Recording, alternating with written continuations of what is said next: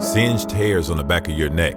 The fire is so close, the heat is so close, where you literally feel it on you. Where it's on you, it's just there, it's on you. The fire, the heat. These situations, they make us who we are. When we go through the tough times, or the situation that almost broke you in half, or the situation that almost caused you to have a nervous breakdown. When you go through the situation where you were stressed out of your mind, or when you had to turn and fight, they make us.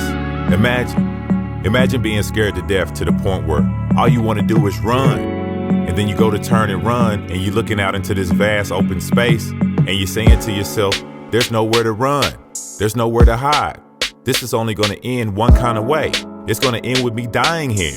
This is going to be the death of me right here. And sometimes when you're faced with your death, you're faced with it being ended, you're faced with this could be all it could be. At that moment, you gain courage. Because you realize where you may not have had purpose before, you got purpose now. And your purpose, if nothing else, is to want to live. It's like one of your most basic instincts comes to the surface, and that's your survival instinct. Your instinct to want to live. You've been pushed to the point where your survival instinct has actually came to the surface. It represents a force, it represents an energy. It's the very thing that causes you to stop running, to dig your feet in, to turn around and actually face whatever it is that's forcing you to run. And it's in that moment, it's being willing to have that experience. It's in that moment that makes you, it's that moment right there that's going to show you what's inside of you, that's going to show you who you are. It's going to be that moment. And it's only unless you get into life and you get into situations that stimulate you to create that moment. Are you going to run? Are you going to sacrifice yourself? Are you going to die? Or are you going to dig in, hold your ground, and fight like hell? Fight like you want to live. Fight like you ain't never fought in your life. Fight like you're going to command and summons powers that ain't even there to the surface, and you're going to use them masterfully. It happens every day. Every day.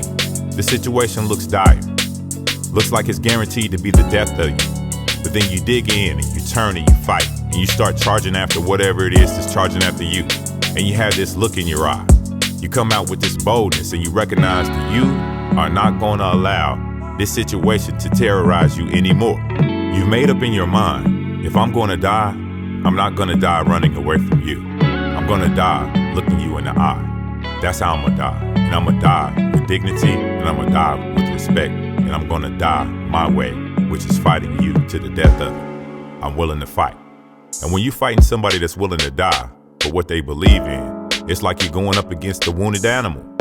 They're going to be able to summon power. They're going to be able to draw strength. Their instincts are going to come to the surface. And you don't really know what's going to happen at that moment in time, because if the fighter that's fighting that person is not as motivated as that person is to live and survive, then that fighter could get taken out, even though that fighter could be way stronger and have 10 times the skill. All it takes is a momentary lapse, a costly mistake, because when you getting chased down like that, whatever is chasing you down is thriving off your fear.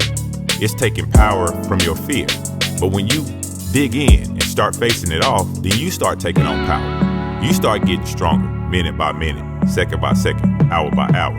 You actually are growing in strength, because whatever is causing that fear, you transmuting that fear. You're transmuting the energy that's creating the fear. And you're transmuting it into becoming desperate. You're transmuting it into power. You're transmuting it into imposing your will.